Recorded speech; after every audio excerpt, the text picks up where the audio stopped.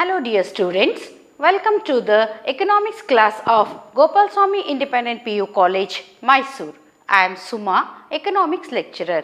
In today's session, let us discuss about the aggregate demand function that we already started in our previous session. You all knew that aggregate demand refers to the total value of all final goods and services which all the sectors of an economy are planning to buy. It is just a plan. You all know that there are two types of demands.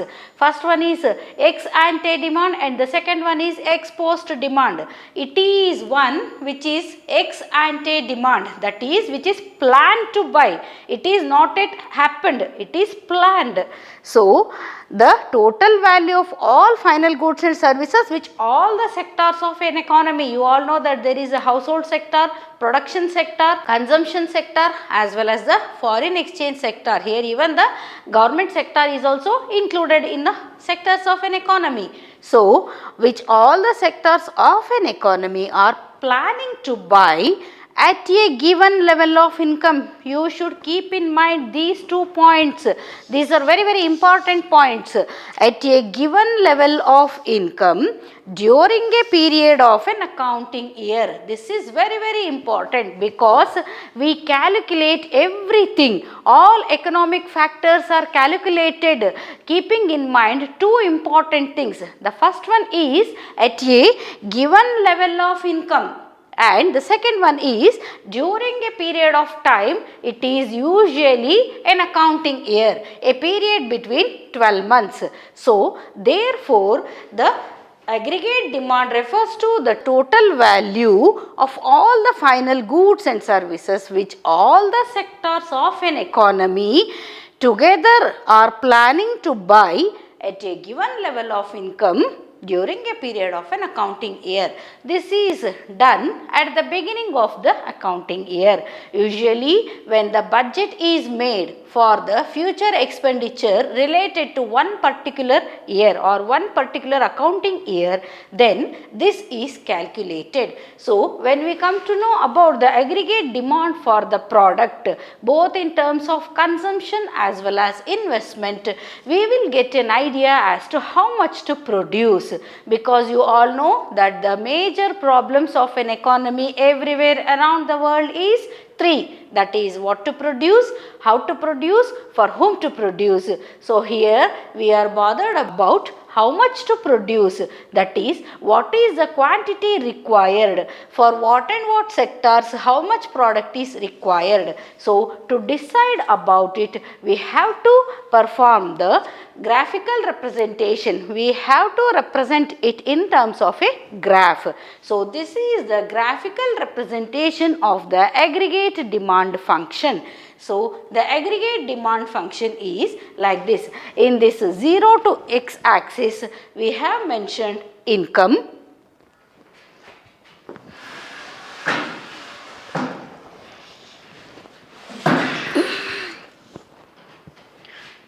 And in the XOY axis, consumption is recorded. So, here we have OM. OM is the area where we have the autonomous consumption. The autonomous consumption is one where the person is ready to purchase the goods or he is ready to enjoy all the necessary things without any income. So, that is called as autonomous income. So, this OM is the range of autonomous income and OJ is the area of investment. See here in this autonomous consumption only, without any income, without any investment also, he is capable of satisfying his needs. He is capable of satisfying his consumption needs. So, this is the autonomous consumption area. We call it as the C bar. At the 0 level of income also, if that person is capable of spending something or if that person is capable of having consumption needs met with, then we call it as the autonomous consumption area. Then gradually he moves towards the income area. So, by here his income goes on generating. So, when his income started, his consumption also started. Here it is the consumption area. between this area he is into the autonomous consumption as well as induced consumption. So with gradual improvement in his income level, he also started to spend some amount on his basic consumption needs, as well as he has started to spend on his induced consumption also. So the induced consumption is one which is dependent on income, you all know, wherein the autonomous consumption is not dependent on income, even that also you all know. So then gradually as his income went on increasing, he went to the level of both autonomous consumption as well as induced consumption, and then altogether he went to invest also. So is the area where we have the investment also. So autonomous consumption was here, induced consumption is here between O to J, and then we went to the area of investment also. So with zero income, he just was capable to attain his consumption needs only. So gradually when his income improved little by little or in a gradual way, then he went on spending money for the induced consumption demands, because of the improvement in the income, he went on spending, and this induced consumption is known as the consumption which is dependent on income. So then after that also, when his income level increased, when the level of his income went on increasing, he started to invest also. He went on investing, maybe on some of the properties, maybe on some of the bonds, shares, anything. So this is how the demand function works out. This is a graph of ex ante demand. You all know that there are two types of demands, that is, the first one is ex ante demand and the other one is ex post demand. Ex ante demand is a demand for the products which is planned, which is estimated, wherein ex post demand says that what actually has happened, how much products were actually bought by all these four sectors of economy. So this aggregate demand is caused by two major factors.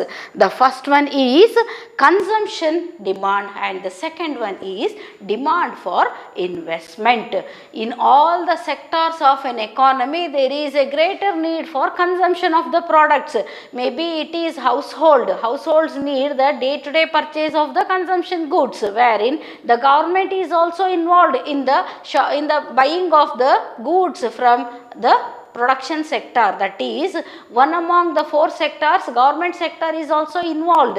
Government sector purchases the goods for providing it to the students, school students for free of cost, or supplying it to the ration card holders or to the BPL card holders or the green card holders of those who are residing below poverty line. For everybody, for those only, government is not going to produce anything. It produces the goods from the producers.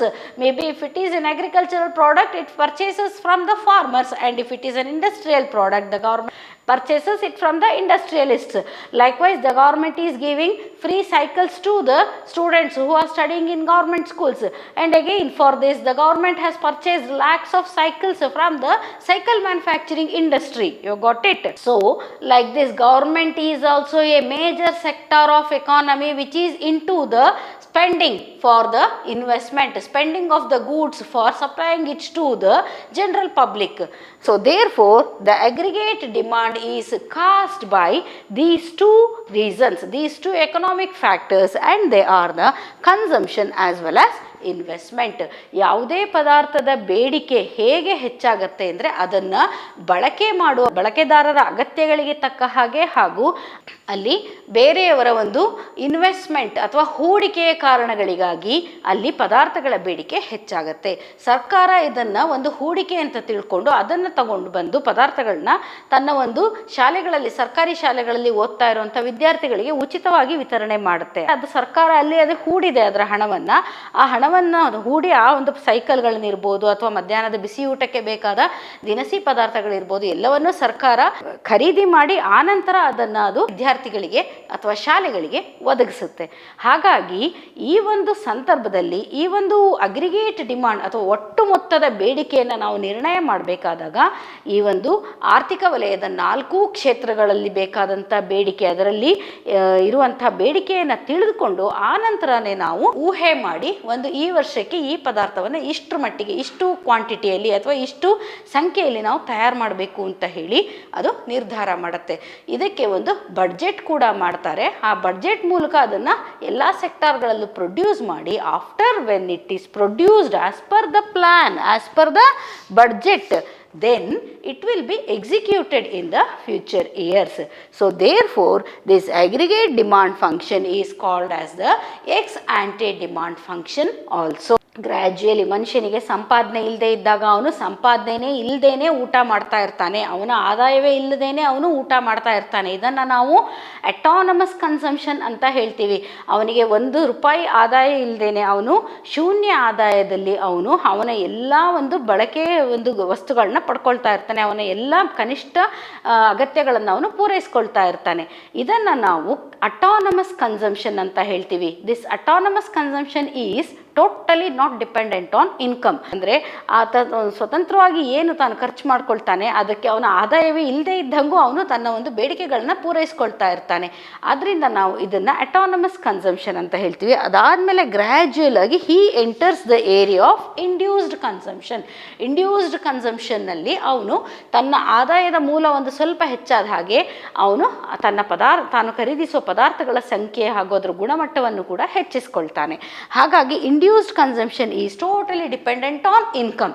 ನಮ್ಮಲ್ಲಿ ಆದಾಯ ಹೆಚ್ಚಿದ್ರೆ ನಾವು ಹೆಚ್ಚುಕೊಳ್ತೀವಿ, ನಮ್ಮಲ್ಲಿ ಇವತ್ತು ಆದಾಯ ಕಡಿಮೆ ಇದೆ, ನಮ್ಮ ಸಂಪಾದನೆ ಕಡಿಮೆ ಇದ್ದರೆ ನಾವು ಕಡಿಮೆ ಕೊಳ್ತೀವಿ.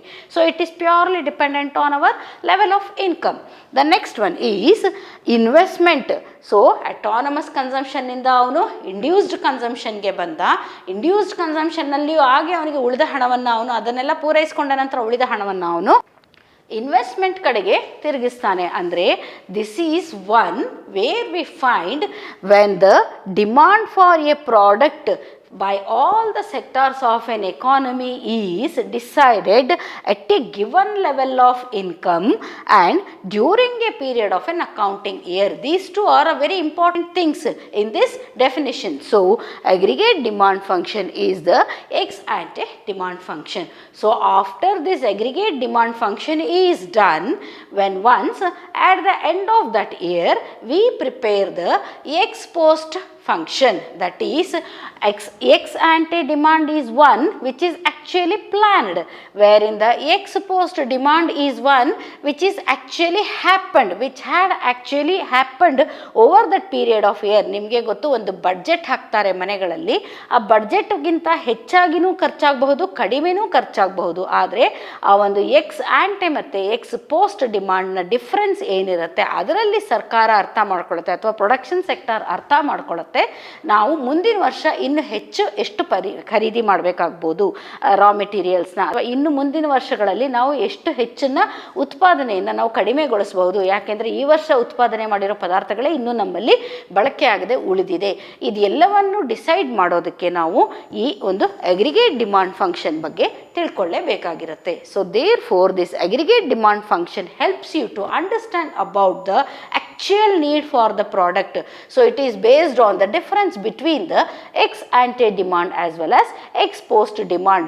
So when any function is happening at anybody's family, parents will prepare a budget and the expenditure may go beyond that budget or may be covered within the budget. So whatever that is happened in that particular event is called as ex post.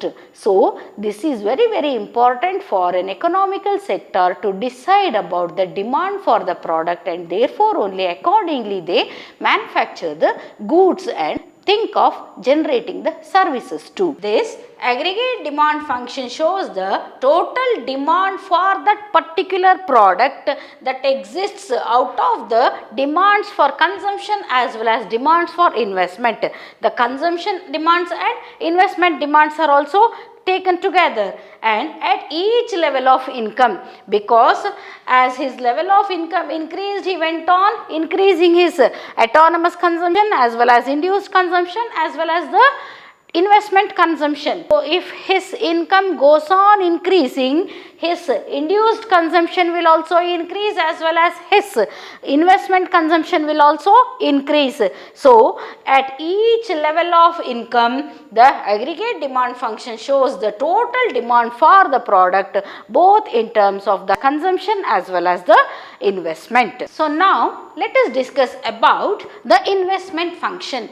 In this previous graph, you all learned that the person, one who was not having any kind of income also is able to spend on his consumption needs, or is able to have his consumption needs met with, and that type of consumption is called as autonomous function. And after his income has improved to a certain level, he went on attaining his induced consumption demands, and after that also when his income improved, he went on purchasing the stocks and shares, that is investment.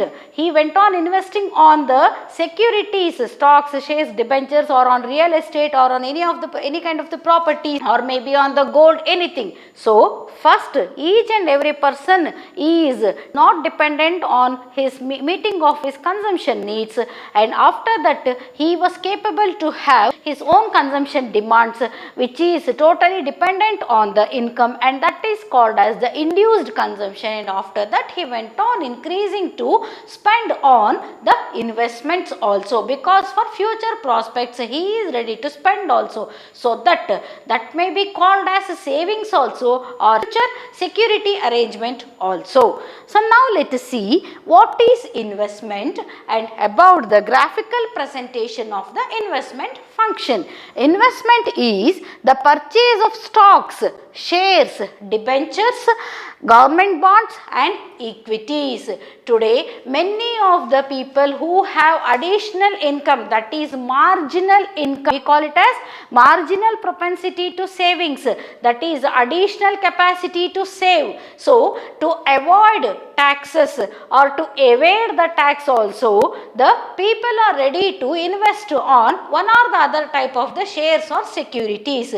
Today most of the companies are dependent on the investment by the general public in terms of shares. Therefore, investment is nothing but the purchase of stocks, shares, debentures, government bonds as well as equities. So, investment function is the functional relationship between investment and income. It is the functional relationship between the investment and income. As the person's income goes on increasing and as the rate of interest also increases, he is ready to invest in any kind of the securities. When once the rate of interest falls down, gradually his investment also will fall down. Therefore, the investment function refers to the investment and interest rate relationship also. It is the relationship between the investment as well as the rate of interest. Every time those who are into the investment category, they are worried about the variations that are happening in terms of the rate of interest or the fluctuations that are taking place in the area of rate of interest, because it is influenced by different types of factors. As you all know, during this pandemic period there is a greater fall in the interest rate also, and therefore nobody is ready to invest on any kind of the product, because the business sector is yet to improve and it is yet to come out of the struck that it has suffered because of the lockdown period. J.M. Keynes, who has introduced the macroeconomic variable, has said that the investment is only financial investment and we don't consider the real investment. That is, it is not considering the real investment. Real investment is one which is dependent on the investment on tangible assets, like any kind of plant and machinery or any kind of industrial setup like this.